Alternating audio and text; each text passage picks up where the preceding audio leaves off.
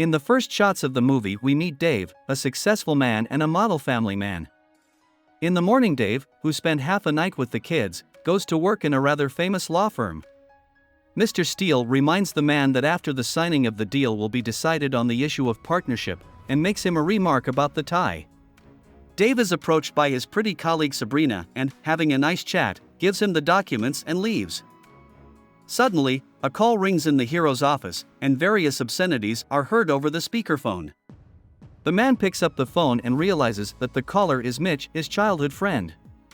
However, the heroes have changed a lot, and serious and responsible Dave is strange to hear about the antics and lifestyle of his friend. Mitch reminds him that they have to go to a baseball game tonight and that he will stop by at 6 p.m. His father, Mitch Sr., shows up at the hero's apartment and sarcastically says he is proud of his son and his lifestyle. The man invites his son to his wedding, which will take place in a week. Mitch guffaws and says he'll probably come to the next ceremony. Afterward, Dave comes home and washes the twins and chats with his young daughter. Mitch arrives and, after chatting with his friend's wife and kids, takes the man to a baseball game. Luckily, the heroes make it safely to the game, which they watch from a TV in a bar. Mitch tells Dave about his many adventures and a girl named Tatiana. The family man shares that he loves his wife Jamie, but misses similar moments in his youth when he had fewer obligations and the hero could afford to have fun. Mitch, on the other hand, says that he would rather enjoy a life with a secure job and a loving family. After the bar, the heroes near a strange fountain simultaneously say the phrase, "I want to live like you," after which the lights in all the buildings go out for a few seconds.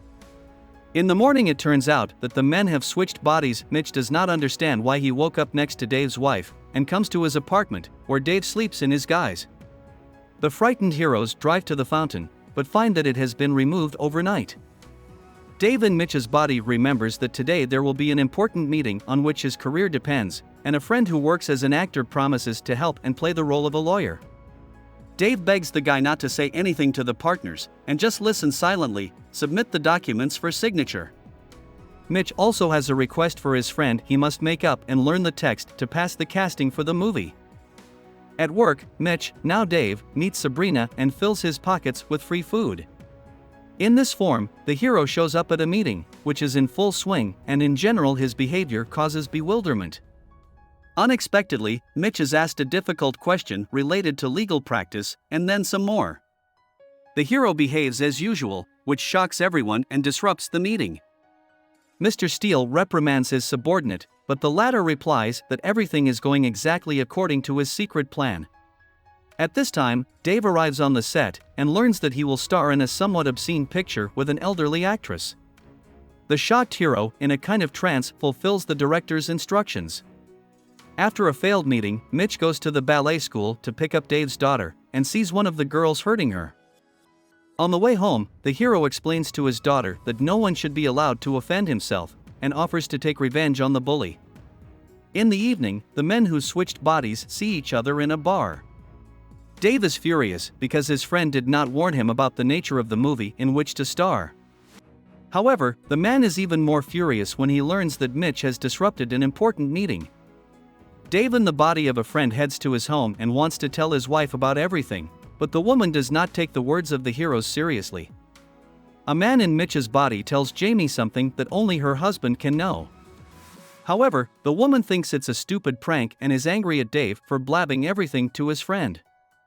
While Mitch has a hearty dinner with his family, Dave looks doubtfully at his friend's refrigerator full of spoiled food. At dinner, the hero praises Kara's daughter's poem because he read it, and says that maybe the teacher chose the other girl's poem because it's better.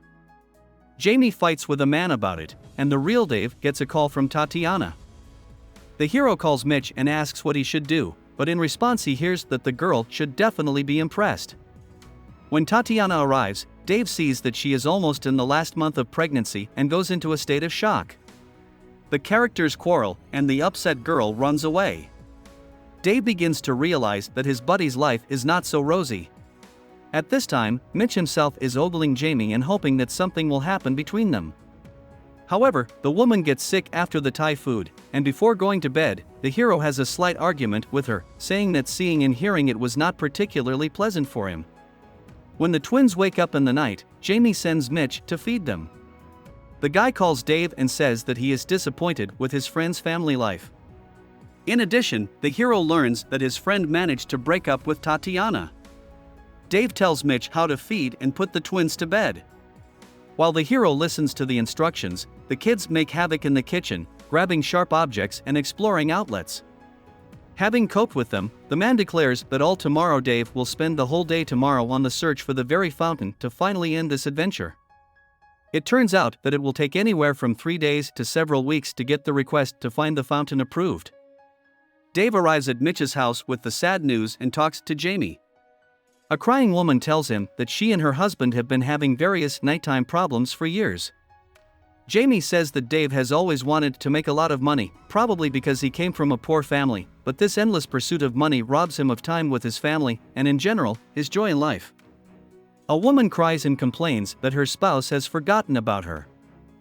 The heroes quarrel in the bathroom, and Dave accuses Mitch of all sins, although he realizes that the source of all the problems in the family is himself.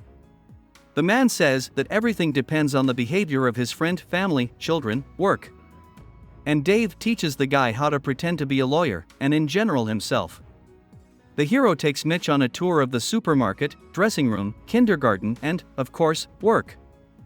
Suddenly Sabrina enters the office, and Mitch has an almost genius plan. The hero suggests that Dave and the girl go out together and spend time with each other. Despite his friend's protests, Mitch makes an appointment and says that all three of them will benefit from the date. As Dave leaves, the phone rings in the office. It's Mitch Sr. The man asks the lawyer to meet with him for just half an hour, and Mitch, imprisoned in someone else's body, can't refuse. At the meeting, Mitch Sr. explains that he would like to ask Dave to try again to invite his son to the wedding. This is very important to the man, even though he thinks that Mitch is not good at following through and is wasting his life. The upset hero leaves and thinks over his father's words and criticism. This incident motivates Mitch to live this strange days, fulfilling all the demands of his friend. Though peculiar and in his own unique style, the man works, takes care of the twins, and does the shopping. Coming to Karis Report concert, Mitch sincerely admires the girl's dance, but suddenly her abuser tries to ruin the dance again. Remembering her father's words about self-defense, Kara throws the bully away, and Mitch loudly applauds her. On the way home, the girl says she adores her father. At this time, Dave learns to enjoy his bachelor life. The hero gets up at lunchtime, reads books, has a quiet lunch in a cafe, without hurrying to work.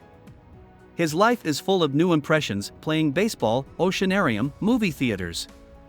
Dave learns to live for himself, cooks delicious dinners, and goes go-karting, free from children, eternal work, and all the obligations, chores, and worries. Mitch is in the office trying to sort through legal documents when he gets a call from a terrified Dave. The hero reports that he hasn't been on a date since he was 18 and is terribly nervous about meeting Sabrina. Understanding the state of his friend, Mitch leaves work to talk and support his buddy. The man helps Dave to get ready for the restaurant, to tidy up and choose appropriate clothes, and this calms the hero. When the man sees Sabrina, he cannot contain his admiration. However, the girl reassures the hero, saying that she came only because of the boss's demand, and does not want to continue this meeting or anything more. Over dinner, the heroes discuss Dave and Sabrina's work with him. The girl says that the man is a brilliant lawyer, and at first she even fell in love with him. Sabrina asks what her companion does for a living, and is not too shocked to hear about shooting in obscene movies. The pair eat desserts and have fun. After dinner, Sabrina offers the hero a strange adventure, and they head out to beat tattoos. The meeting ends with Dave walking the girl home. In parting, Sabrina asks the hero to be sure to call her. In the morning, Mitch talks to Jamie and learns that his friend did not want to call him to the anniversary celebration, because he would have gotten drunk and spoiled everyone's mood. Dave himself, elated at meeting Sabrina, goes roller skating. Soon the hero gets a call from the department and is told the new address where the fountain is now located. Coming to the office, Dave meets Sabrina, who invites the hero to a baseball game, and does not want to hear any objections. The man comes into the office and talks about the fountain. Mitch asks to wait another day, because he spent a lot of time to prepare for the negotiations, and wants to prove to himself that he can bring things to the end. Dave supports the proposal, and says there's no rush with the return exchange. In the evening, Jamie waits for her husband at the coffee shop, but Mitch doesn't show up because his friend didn't warn him about it. The next day, Dave has a great time with Sabrina at the game while a focused Mitch heads off to negotiate. The Japanese are offering less money than expected for the company, but the hero says there's still more to come and they just need to push a little harder. Mitch proposes to ask for $100 million more, and the boss agrees, despite the protests of his colleagues. The hero's venture succeeds, and Dave's company receives the requested amount. On the way home, Mitch rejoices in his success, but Jamie treats it very dryly. The couple heads to dinner in honor of their own anniversary. Meanwhile, Dave brings Sabrina to Mitch's apartment. During the party, Jamie cries because her life is far from the ideal she desires, and her husband is only busy with work. Dave thinks about his family and rejects Sabrina because he realizes that love is more precious to him than a momentary weakness. Breaking into the party, the hero kisses Jamie, and the woman realizes that the men have really switched bodies. The heroes head to the fountain, which is now at the mall.